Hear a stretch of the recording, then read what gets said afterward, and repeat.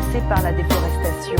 Un arbre d'une nouvelle sorte y est replanté. Un arbre qui va non seulement repeupler les forêts, mais contient aussi d'extraordinaires propriétés nutritives. Sa production génère aujourd'hui des milliers d'emplois à la découverte du moringa.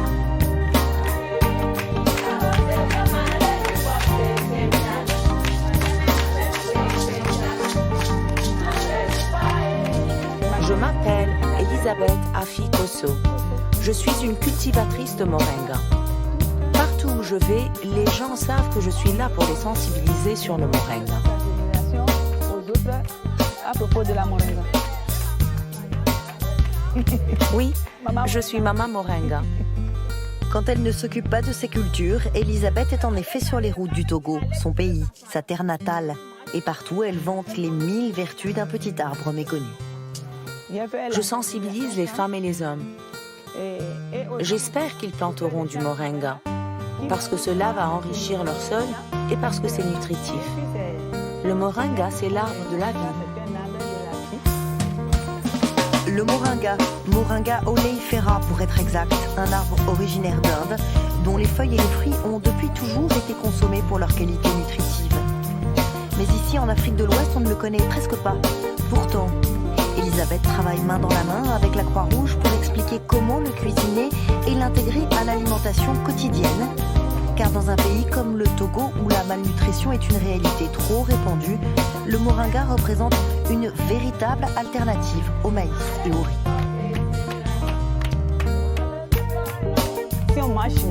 Quand on mange du moringa, on est en meilleure santé parce qu'il contient beaucoup de vitamines qui peuvent nous aider à bien travailler. Un arbre qui résiste à la sécheresse, un arbre qui pousse vite. Décidément, le moringa cumule les avantages. Dans cette zone subtropicale du continent, il est facile à cultiver. Alors, les agriculteurs y voient une belle opportunité. Et les ONG locales sont de plus en plus intéressées par les propriétés bénéfiques de cette plante. Le professeur Kokou est membre de l'université de Lomé, la capitale du Togo. Il fait partie du mouvement Forest and Life, qui est à l'avant-poste des projets de reforestation par la culture du moringa dans le pays. On a prouvé que cette plante-là contient beaucoup de nutriments en termes de vitamines, en termes d'éléments minéraux, etc. Donc c'est ce que nous, on suggère aux populations de cette localité dans la lutte contre la malnutrition au Togo. Une source de nutrition riche et accessible, un revenu supplémentaire pour les agriculteurs, mais pas seulement. Le moringa pourrait bien aussi être une solution à un mal qui menace tous les pays africains, la déforestation.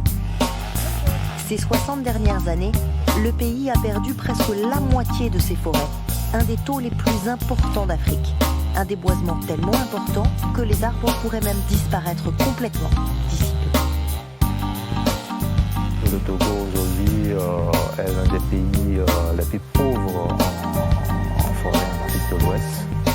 On va tout voir dans le désastre parce que les populations dépendent énormément de la forêt. Et quand on dépend d'une ressource et en même temps on n'arrive pas à gérer durablement cette ressource-là, c'est une catastrophe. Le professeur espère qu'en introduisant le moringa dans leur culture, les agriculteurs vont inverser la tendance, planter des arbres plutôt que les couper. Le moringa, c'est la régénération des forêts, la sécurité alimentaire et le maintien d'un développement rural. Tout cela à la fois. Aujourd'hui, notre solution, c'est de dire vous pouvez continuer à faire cette agriculture, mais associer à cette agriculture un arbre. Et l'arbre que nous avons trouvé ici, c'est le moringa. Parce que qui plante le moringa peut associer une culture, la culture traditionnelle, maïs, manioc, arachide, à la plante. Donc je dirais que ici, la solution que nous préconisons pour la population, c'est la culture de moringa oleifera. Moringa n'est pas un arbre d'envergure, mais en plantant une grande quantité de moringa, il suffit de donner, de contribuer à lutter contre la dégradation des terres. Et qui dit dégradation des terres, forcément il y a le reboisement qui peut permettre de lutter contre la dégradation des terres.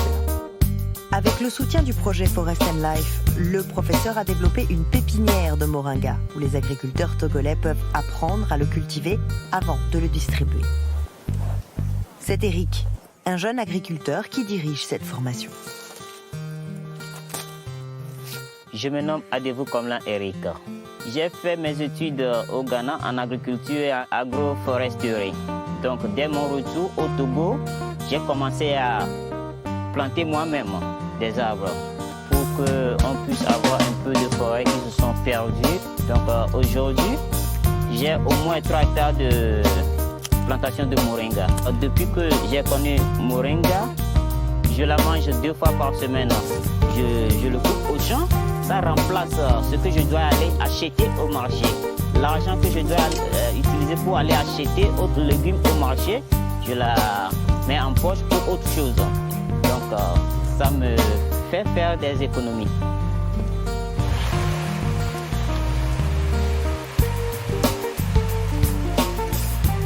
Chez moi à la maison, moi, ma femme et mon enfant, on aime tous les plats du moringa. Parce que dès la naissance de mon enfant, Maxwell, je lui donne chaque jour. Avec du temps, j'ai vu que l'enfant devient de plus intelligent et habile en tout ce qu'il fait. Donc j'ai vu que le moringa est une plante qui est bon pour la santé. Ça améliore beaucoup la santé de toute la famille. La nutrition, c'est extrêmement important, notamment quand il s'agit d'alimenter les enfants.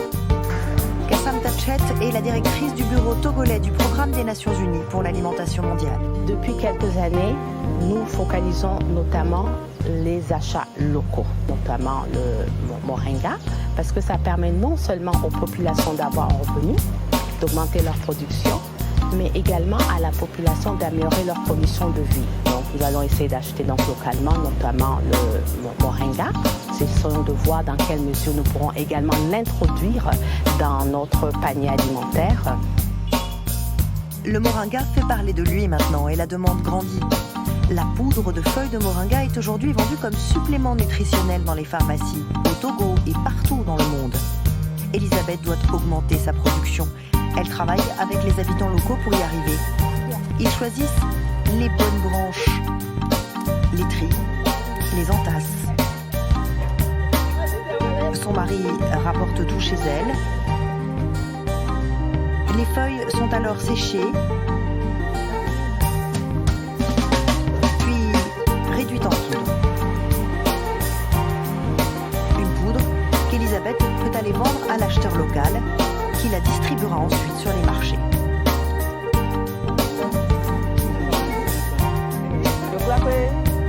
Financièrement, je m'en sors bien.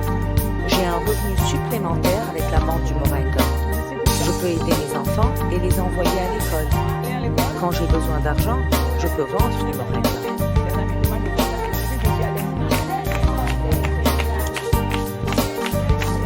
Récemment, le moringa a été reconnu par le Forum des Nations Unies sur les forêts comme une source prometteuse de financement, à la fois pour la subsistance des habitants et pour la conservation des forêts, au Togo et ailleurs.